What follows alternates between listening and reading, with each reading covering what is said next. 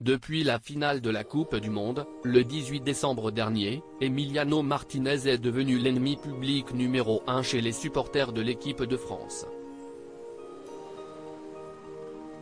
Auteur d'une très bonne compétition et bourreau des Français lors de la séance des tirs au but, le buteur argentin fait l'objet de vives critiques depuis que ce dernier a eu des gestes de mauvais goût pour célébrer. Et tout le monde y va de son commentaire.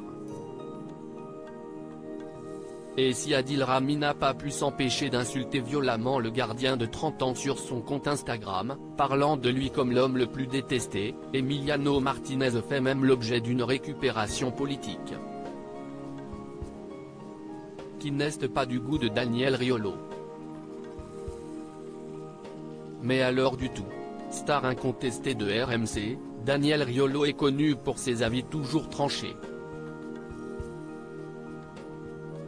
Ce vendredi 23 décembre, celui qui partage sa vie avec Géraldine Maillet s'est saisi de son compte Instagram pour faire savoir son malaise devant les critiques visant les célébrations parfois de mauvais goût des Argentins après leur victoire au Mondial.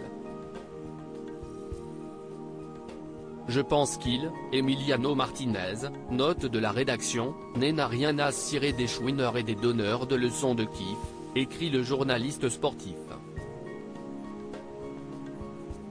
Puis, il partage l'article sur la condamnation des provocations des Argentins par Amélie Oudéa Castéra, magistrate à la Cour des comptes.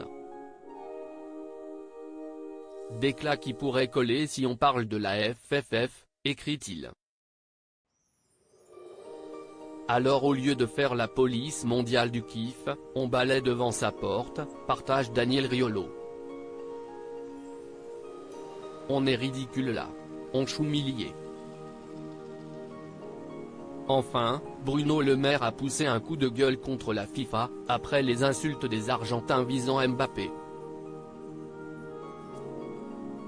Mais que fait la FIFA, s'est indigné le politique et ministre de l'économie.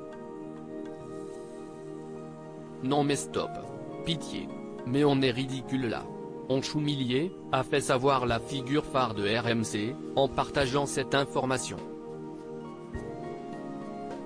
Alors qu'Emiliano Martinez s'en est récemment pris à une autre star en devenir des Bleus, Aurélien Tchouaméni, les célébrations des supporters argentins continuent mais si certains trouvent cela de mauvais goût, il est bon de rappeler que le fait de chambrer ses adversaires fait partie intégrante de la vie quotidienne d'un footballeur. Les Bleus eux-mêmes avaient taquiné les Argentins en 2018 après les avoir battus lors des huitièmes de finale de ce mondial organisé en Russie. Et Daniel Riolo semble ne plus en pouvoir des chouineurs, le message est passé.